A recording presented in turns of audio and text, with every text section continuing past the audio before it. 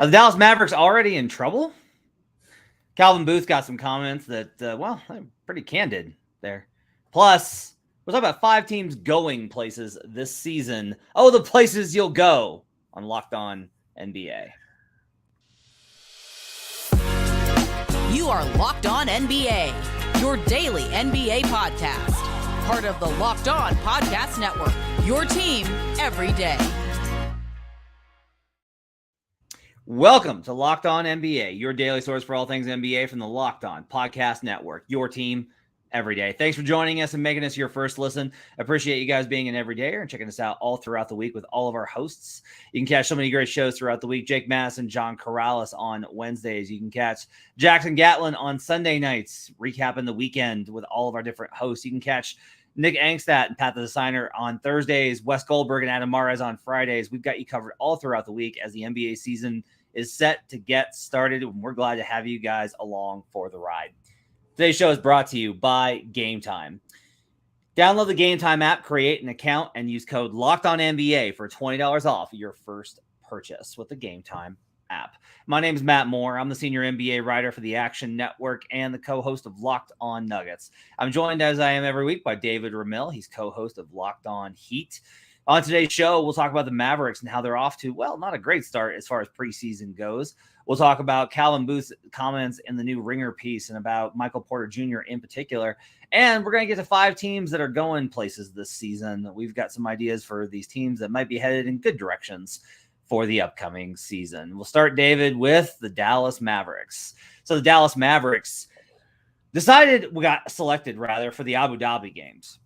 They go overseas, play 2 games versus the Minnesota Timberwolves, and they get absolutely smacked. Like, they just ran the entire games, lost by double digits in both contests, never really were competitive in either one. Then as a scheduling quirk, they do not head home. They stop through Spain and they play a friendly exhibition game versus Real Madrid. So they're in Europe for another week. And so they don't get back until this week into the United States. I'm all for making the NBA a global game, but I think it does interrupt your preseason practice habits, and it disrupts your training habits, your conditioning habits. And now there has been word from Coach Jason Kidd that Luka Doncic is dealing with a calf issue. That was after he had a problem in FIBA that was bothering him all throughout it. Kyrie Irving's dealing with some soreness in his groin as well. So they've already got some injuries to the 2 stars. Nothing that sounds like it's going to be super worrisome and probably won't even keep them out of the opener next week. But I will tell you, I am a little concerned about the direction of the Dallas Mavericks. I think for a team trying to right itself after last season's disaster, I don't think that this schedule has helped them much in terms of getting them off on the right track. Last week, I jokingly said something about preseason overreactions and whether or not the Dallas Mavericks were already done after their first blowout loss against the Timberwolves. And now here we are a little over a week or 2 later talking about the very same topic. I'm going to lean the other direction. I actually think it's fine. I think the opportunity to travel overseas, I think, is a bonding experience that will probably prove worthwhile later down the season. I think it's good for a team to kind of experience these things together, especially for a team that kind of felt a little bit broken and might still have the potential to be a little bit disrupted over the course of the regular season. The injuries are a concern, but I think we're overstating that just a little bit, right? I mean, they have world-class level of training wherever they go. I'm sure Kidd, knowing him, probably put them through their ropes, regardless of whether they were traveling or not. He probably had some extensive practices. And these are just the normal ups and downs of preseason that just happens to be magnified somewhat because we see them getting blown out internationally. And so we kind of read into it a little bit. It's not to say that there aren't concerns, and I agree with that. And I think they could absolutely crop up, especially when you have an unknown quotient like Kyrie Irving. But I think you're going to be able to Luka is still talented enough. I think it's still a good enough roster. I don't see them as kind of explosive, waiting to just combust at some point in the regular season. At least not yet. There's that potential, perhaps, but I don't see them kind of just blowing up right away anyway. Their win total, as far as the betting goes, is 47.5. I will note the teams that have gone to the Middle East or further east in preseason have gone 13-5 to the under since 2013. It has been not good. That could be selection bias. That could be any number of things, but small sample, but it's I think a little concerning. I'm just a little spooked by it after the Warriors and a couple of other teams. Actually, the Wizards talked about it last year about you don't get the normal training camp experience of going somewhere, the normal training, and especially I think the conditioning stuff, like it's hard on the body to travel that much. So that's kind of my concern. But you could be right. They could be fine. They could just be, hey, it's not a great start, but they're still so talented enough and the season's long enough. Like I've wondered about that. Like, okay, this stuff in this 2 weeks in October really impact how they're going to play in January. Like it's 2 months from now. Like does that really matter? I don't know. Maybe not. So I think it's an interesting question. I do wonder. One of the things that I've really kind of noticed is from a basketball standpoint, they're starting Derek Lively. They're starting a rookie they're starting 2 rookies, one of them at center. And I think Lively is going to be really good. He shows a lot of really good things, athleticism, some shot blocking. Like he's got great wingspan, but as most rookies are, he's undersized just from a weight and strength perspective. Have you noticed anything in terms of Dallas's roster makeup that make you a little bit concerned? Because that's one of mine is I think they added talent, but I don't know that they added great talent that fits together. That's like, oh, they're going to be really good because it all fits together seamlessly. You think it's a matter of like a positional glut, perhaps? Like, I mean, or just a lack of not necessarily talent, but fit, that the pieces don't fit necessarily. Yeah, that's kind of my concern is that they add Grant Williams, who I think is a really good player. Can you play Grant Williams in small ball 5? Yeah. Like these are the type of things I'm concerned with. Yeah, that makes sense. I mean, I don't know. To be honest with you, I don't think that we've seen, like, you'd like to see this team play their very best during preseason, but I'm just still so stuck in the fact that it's preseason. We could be having this exact same conversation a month or 2 down the road, and I think that matters because I don't know that this team, as combustible as it could be, I don't think they have the kind of integrity with Kyrie and everything else and Kidd. I mean, he's problematic as a coach sometimes, and I think that we could be talking about this team as like just waiting to blow it up. Luka, obviously very temperamental, frustrated in many ways. We saw what happened last year too. Like, I mean, I think we could be talking about this team down the road, but I'm not prepared yet to sound off the death knell just yet. Yeah, I mean, it's still just preseason. I think you're absolutely right. Plus, hey, even if they struggle in the regular season, they can be absolutely terrible.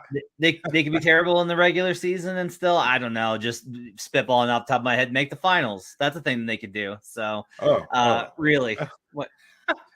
They don't have Jimmy Butler on that roster. That's a difference. That's a guy who knows how to play through adversity. Come on, True. Let alone Tyler Hero.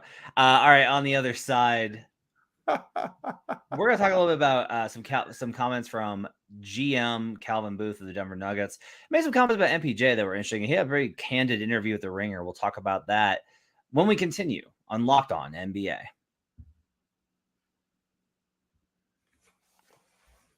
Let's talk about Betterhelp. This episode is sponsored by Betterhelp. It's really important to take care of yourself. It's just really important. And if you're younger, you're probably not in a place where that's been something you've kind of considered. If you're older, you probably have, because that's what happens as you get older and you have to take care of yourself. But we do a lot to take care of our bodies. If we are sick, we go to the doctor. But what we don't do is we don't take care of our minds. We don't take care of ourselves. And one of the things that can do is it can really get in the way of things. If you're distracted by whatever it is that's bothering you, by just things that you need to process, it's going to get in the way of you being the best self. It's going to interfere with your time with family, or it's going to interfere with your work. These things get in the way of us being the best versions of ourselves, which we're all kind of trying to be.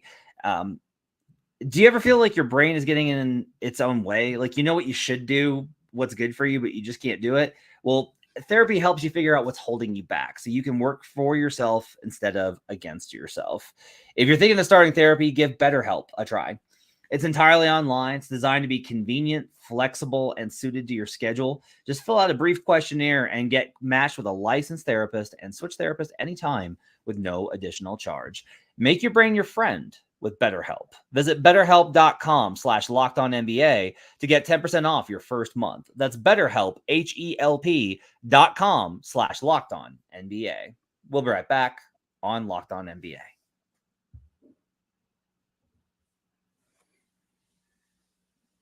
Back here on Locked On NBA. Thanks for joining us. Appreciate you guys being with us on a Tuesday. Matt Moore and David Ramil going through the last week of trying to come up with topics that aren't game related. But next week we'll be doing our shows at the conclusion of the night's games. Make sure to follow us on Twitter. You can follow David on Twitter at DRamel13, and I'm at HB Basketball. I'll be tweeting out a link to the live show so you can join in the show as well next week after, well, I guess 2 weeks from now after the 2 weeks.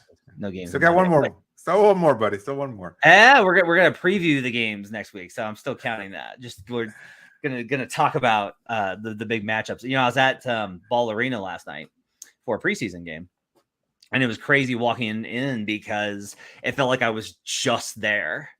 It felt like I had just walked out and walked right back in from the finals. Like I'm standing there in the back area in front of the tunnel where the players come out.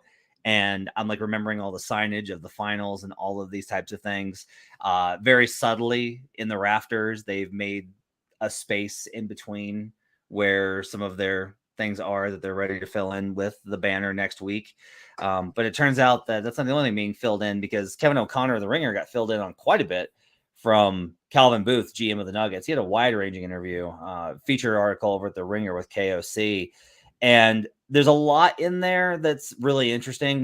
Some of the stuff that I think I'm most interested in is about how you don't need roster redundancy, which I think is an interesting concept given how they're built now, where if somebody gets hurt, they don't really have that. And he talks a lot about how he kind of says, he basically talks about how Peyton Watson might be better than Bruce Brown. I don't know anyone in the world that is higher on Peyton Watson than Calvin Booth. He absolutely believes in this kid 100%. All of us around here in Denver think they're really going to miss Bruce Brown for what it's worth. But maybe the most interesting comment was the ones he made about Michael Porter Jr., and it was in relation to Bones Highland. So they moved on from Highland, who was a backup point guard and is, I think, playing pretty well in preseason for the Clippers. Has a lot of potential. I think Bones will have a good career. But there was a lot of locker room issues with Bones Highland, both with other players and with the coaching staff. He was frustrated he was put in a tough position because the second unit for Denver is so bad, but also he just played pretty badly. But I thought that Booth's comments were really interesting. He said, quote, in the article, I knew you couldn't have two guys that couldn't guard, and we couldn't have two guys that were young and kind of more quote unquote me guys, Booth said. Michael Porter Jr. makes $30 million. He's one of the best shooters in the NBA. So Bones, there's no place for you. And O'Connor goes on to write about how moving Highland freed up minutes for Christian Brown, who came into his own in the playoffs and made some huge plays in the finals when the Heat dared him to kind of make plays off the bounce. And I thought it was going to go badly, and he actually filled in really well and made some huge plays in both games 4 and 5. But it was really interesting to me to see the comments about MPJ. I've got my own kind of thoughts on it. What's your reaction to those comments from Calvin Booth about Michael Porter Jr.? Yeah, it is a little incendiary. At first my feeling was, it was kind of refreshingly honest, right? Like for a GM to be at least transparent and be so open about the decision-making process, which is a lot of what the piece was about. And, what I think a lot of fans and media members, I'll be honest with you, I love to hear accountability, a little bit of access, and some just clearer understanding of what the thought process is behind some of these decisions, because even as close as we are to these teams, we still get lost on the decision and why it happened and the whole process and things of that sort. So I don't know if it added that much more light, but I think it has the potential to be pretty insulting, and especially coming off of, I'm going to flip it. Even as I'm speaking this, the thought process is that you want to be able to go into camp and the start of the season. You're the reigning champs. You want to be able to kind of coast on good vibes and things of that sort. But maybe this is Booth kind of recognizing that this team responds better with a challenge. And maybe that might be the way to spin this, is that he's saying, look, you kind of went into last season. A lot of people didn't expect you to be a title favorite and things of that sort. And now that you have won a title, well, you know what? Now it comes to individuals stepping up and being part of a greater collective, which is why the me comment kind of stands out a lot, and this is Porter Jr.'s opportunity to kind of understand how to take his game to the next level while also still fitting more effectively. And again, you could speak to this better than I would, but more effectively into the idea of what the team is trying to build, and to help usher in the season and help take this team to yet another level that we haven't seen, the building of a legacy, so to speak. Yeah. And he talks about it. Yeah, he talks about it in there, that part of the goal with the way they approach team building with all the young guys. He even kind of mentions, like he says at the end of this article, which I think is really interesting, it is such a contrast to kind of how Milwaukee is going about it. It's better to invest in the future, even if it comes at the expense of immediate glory. Quote, I just want dudes that we try to develop and it's sustainable. If it costs us a chance to win a championship this year, so be it. It's worth the investment. It's more about winning 3 out of 6, 3 out of 7, 4 out of 8 than it is about trying to go back to back. We'll get to that in a second. My issue, I think, with the MPJ comments is I don't consider that to be a challenge in the right context, where what he's basically challenging MPJ on with making these comments public is like, okay, you weren't a me player last year. Can you do it again? MPJ sacrificed a ton last year. They hammered him. Hey, we need you to run to the corners. We need you to get out and run to the corners in transition. And the Nuggets were the best transition offense in the league last year, in large part because they did have this absolutely deadly 3-point shooter in the corner. MPJ focused on rebounding. He focused on defense. He focused on understanding how to not get in the way of what the Nuggets run offensively and to not be a liability defensively. Teams really tried to target him, and I thought it was going to happen a lot more last year. I had very low expectations for him defensively, and he held up. Like, it's pretty hard to attack MPJ now. It's just harder to attack him than I thought it was going to be. And that's in large part because of the sacrifices that he's made. This is a guy that very easily would be, I don't know, 25-ish on a bad team. You put him on the Orlando Magic in the place of Paolo Banchero, and he's putting up 25 a night is basically what I would say.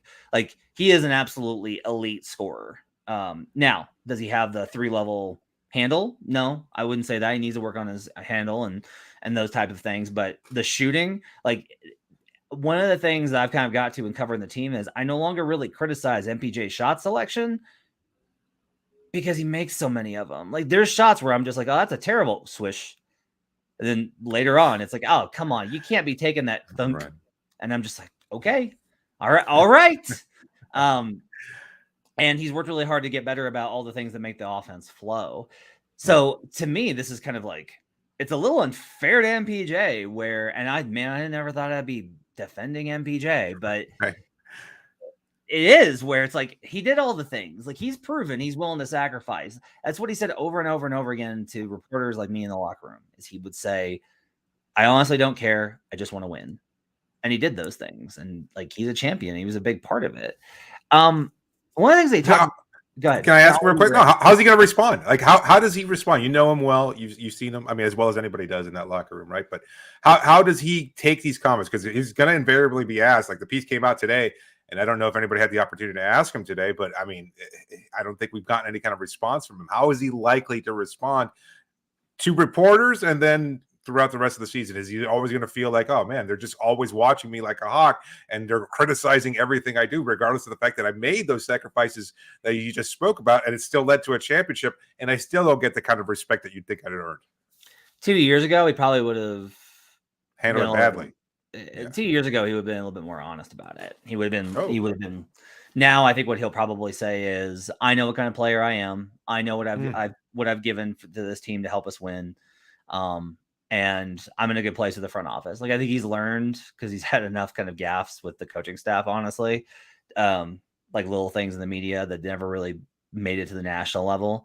I think he'll handle that okay. But I do think that there will be probably a source of level of frustration. You also got to keep in mind that he's come back from multiple back surgeries. Like, that kid's had to fight through a lot to come back and be an NBA player. Right. Like not a lot of guys have that many back surgeries come back and play the role that he did in the playoffs for a championship team. Does Michael Malone have to massage egos here? Like, I mean, that's part of the head coaching gig anyway, but does he have to be like the go-betweens? Like, oh, that's just Calvin being Calvin. Don't worry about it. Don't I sweat think that's it. what's going to be interesting here, because on some level, yes, and some level, I think that the entire team has a, look, we win championships now. That's what we're about. Like, make sure that you're focused on the right thing, which is easy Right. for you to say when you're not in MPJ's spot of like, yeah, he got this huge contract from them, right? Got this massive contract from them. Everybody thought was a terrible deal, and now is like, oh, okay, might be okay. But like, that's not the last contract that MPJ wants. So it puts him in a tough position where if he's going to, get that next deal, he needs to continue to grow his game. And there's kind of a little bit of pressure against that now. So I don't know. It'll be interesting, I think, to see how this kind of develops. And you can follow the coverage of that over on Locked On Nuggets. Yeah. I wanted to ask you a question real quick about because you and I talk about the value of veterans all the time. Sure. And a media day for the Nuggets, I asked both Calvin Booth and Governor Josh Kroenke about the importance of developing young guys into the new CBA. And they did talk at length about how the new structures make it really important. But one of the things that you can kind of tell that Calvin Booth has done when he talks about being willing to maybe not win the champion, not has as good of a chance of the title this year, and trying to open it up for multiple years. If we look at Milwaukee, and they just got Dame, right? And they're going to be awesome. It looks like that team is going to be absolutely great.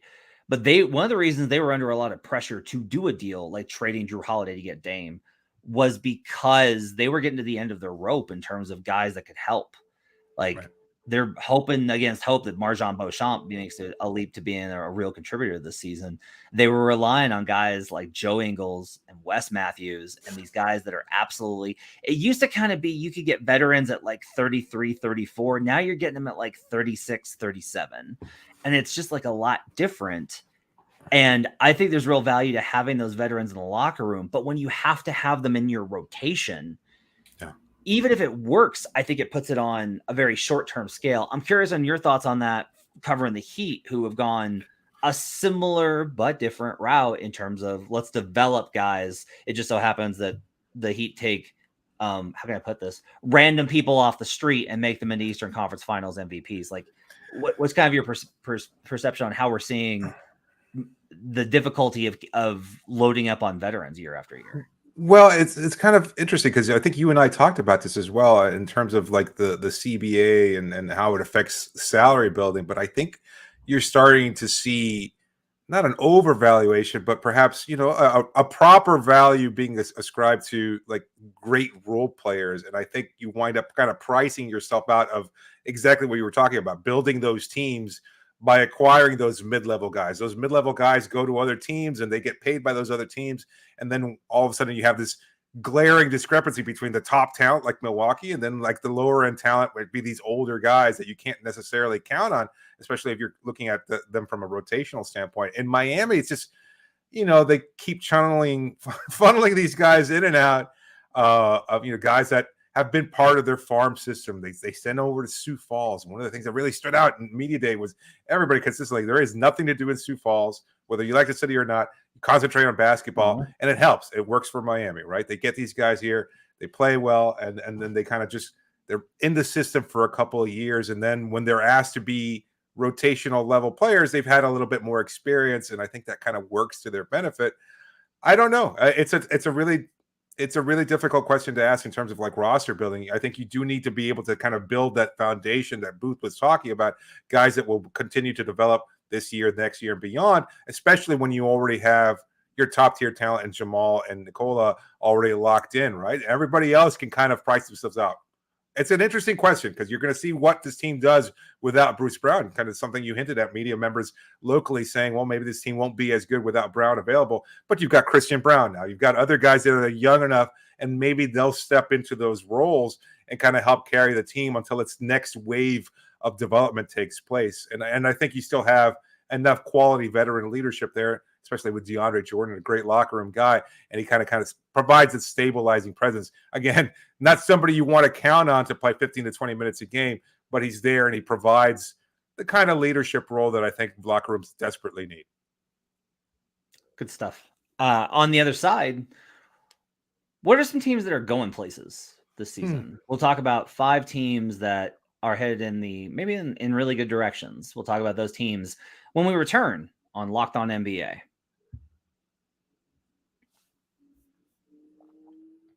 Let's talk about game time.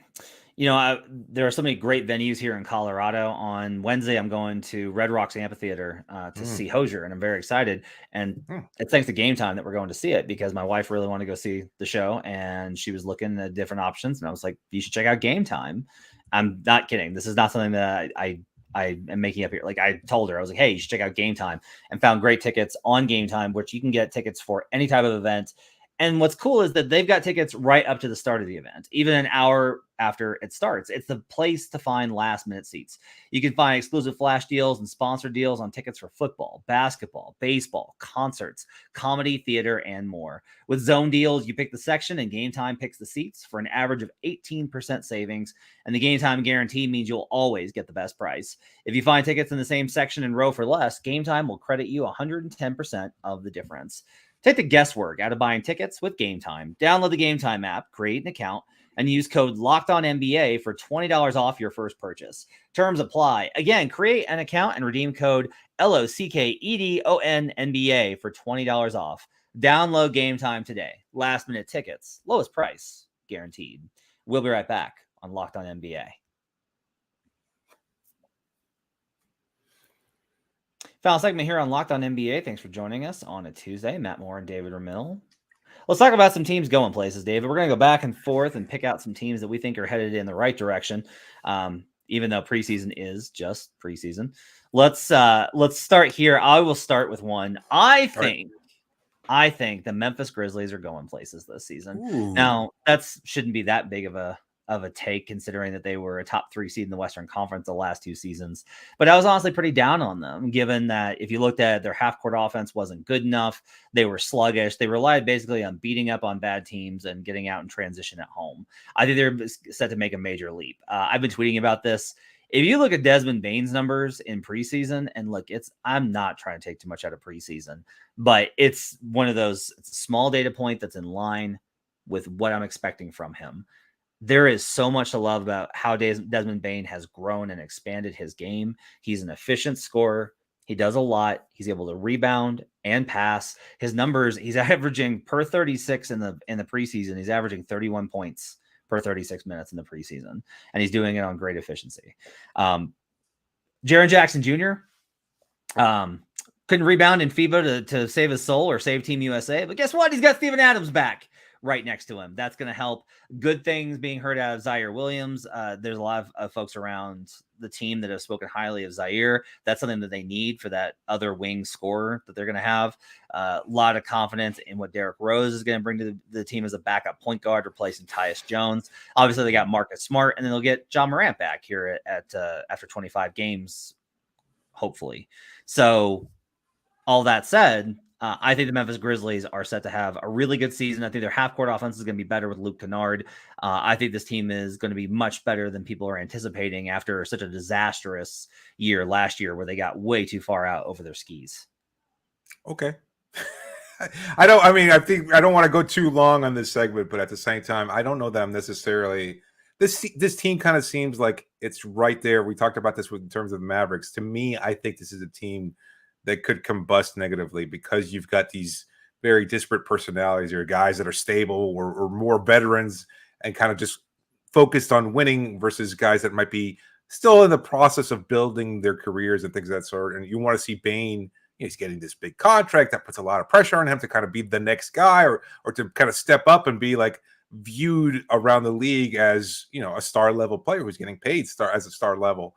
And I think that could wind up being a little bit, to quote Pat Riley, like the disease of me there. A lot of infighting and things of that sort. And I don't think jettisoning Dillon Brooks necessarily solves that problem either. But we'll see. I think they could be very good on the court. I wonder about their combustibility. And maybe Marcus Smart helps, stabilize some of that, but we'll see how that plays out. In terms of a team that I see going places, you know what? I like the San Antonio Spurs. I watched them in the preseason. A lot of people talking about Victor Wembanyama. I think a guy that is going to benefit from adding Wembanyama to the roster. Devin Vassell, really, really good player. And I don't think enough people are recognizing that. And look, between the stability of that organization and the fact that they have been a rebuilding team over the last few seasons, the bar has been pretty low. So they're clearly going places. But I think they're built the right way with the kind of understanding of how to manage expectations while still developing these young guys into sustainable superstars. And I think that's a big part. It's not just get out there, get yours right away. It's about how to translate your skills now as a 19, 20-year-old, et cetera, to, a 15, 16-year career that could eventually land you in the Hall of Fame. And I think that's what we're going to start to see out of this team is again, a number of wins more than last year, not a high benchmark to surpass, but I think just kind of building towards that sustainable, solid foundation is an interesting thing for me. Are you a Jeremy Sohan guy? I'm a Jeremy Sohan guy. He's interesting. He's got his moments, certainly. I'd like to see it kind of consistently, but I think he's a good player, and I think they've got a great roster. I mean, it's fun to watch, and they're going to be very interesting. I like a lot of their guys. I haven't liked them together, so we'll see if it gels. But one of the things I noticed when I did my season preview work is they just didn't play their best players together at all last year. They would play like 2 of their really good players and 3 not very good players, or like 3 very good players and 2 not very, like they never played like lineups of 5 good dudes because they and that's how you get the first pick of the draft. That's how you get Victor Wembanyama. I will go with the Indiana Pacers, who I think are going to be a buzzsaw offensively this year. I think they're going to be a top 5 offense. This team is going to play absolutely so fast. Tyrese Halliburton, I was high on him in Sacramento, and then I did an in-depth, detailed breakdown of his passing last year at around midseason. And I walked away saying, like, I think this is the second best passer in the NBA behind Nikola Jokic. He is unbelievable. His angles, his placement, his ability to find angles and pick and roll, transition stuff, everything. He's got so many passes in the bag. He's efficient as a shooter. I think he's going to maintain that efficiency with higher volume. He's got a lot of weapons. I love the possibilities of him with Bruce Brown and Obi Toppin running in transition. They've got Benedict Mathurin, who's probably going to make a leap. Rick Carlisle seems very centered on accepting how this team needs to play, which is a really positive sign for an older coach. And it's cool to see Carlisle kind of adapting to that approach. One of the reasons they moved Chris Duarte is because Duarte is not very comfortable playing that fast. This team is going to run.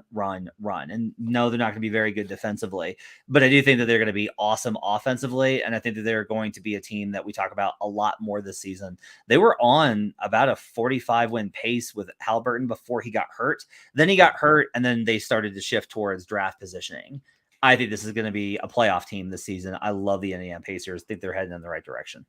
Yeah, I think it's a good call. I love Halliburton. I think he's a fantastic player that not a lot of people kind of know about. And maybe it's more on the fringe peripheral fan. They're really not recognizing that name and things of that sort. But I think he's going to grow off of this summer's experience with FIBA. At the same time, I think they've got a good deep roster. Miles Turner is going to be back, and he's got holes in his game, but he's just a very good complementary player that not a lot of people, again, kind of recognized for what he does as a 3-and-B player. He's very, very solid as a complimentary guy. Going to get a lot more opportunities now. He found that kind of stability at the center position last year, and I think he's going to be able to continue to build off that. So my next team that I really like and I'm looking forward to seeing is the Brooklyn Nets. Again, maybe it's just me, but I don't think you have to necessarily look at championships as the end-all, be-all. And I know a lot of people will say, oh, you cover the Heat. You've been spoiled somewhat. Yeah, maybe. But at the same time, I like those teams that just, again, are building towards something. It might not result in a title, but I like this approach here. And it's interesting that the Nets are this team because they were that a couple of years ago before they abandoned those philosophies to trade for superstars that wound up never playing, never meshing, and being a really big disruptive pile of crap. And so now you've got this team that I think has really, really just good complementary, solid role players. And I think they're going to be a fun, really good defensive unit, with some really good opportunities there. We talked about this last year. The head coach has done a fantastic job. Jacques Vaughn, slipped my mind there for a second. I think he's done a really good job of getting those guys focused on taking the little steps, making sure that you kind of grow incrementally and bond together for the goal of winning more than necessarily the goal of just being that great and winning a championship. That'll come. It might. But for now, you win in the right way. You do the right things here and there, and you get better as a team. And I like the Brooklyn Nets. I think they're going to be a really fun roster. I agree. They have the number one offense in preseason. It's preseason, but just little note there. I'm not putting stock in that, but we'll see. But number one offense in preseason. It's not a bad sign, I guess. Hey, you know who's the leading scorer in preseason? Tyler Hero, and he can't. He's not even good enough to crack Portland's rotation. So. Last one I'll say is Houston Rockets. They just look like they're going to play structured basketball. Lavama and Thompson, Jabari Smith, the whole crew. So I think they're in line for a much better season. That's going to wrap it up for Locked On NBA. Thanks for joining us. You can follow David on Twitter at DRamil13. I'm at HP Basketball. We'll see you guys again next week. You can catch John Corrales and Jake Madison tomorrow as we get you set all throughout the week in the last week of preseason before the NBA season begins. Thanks for joining us on Locked On NBA.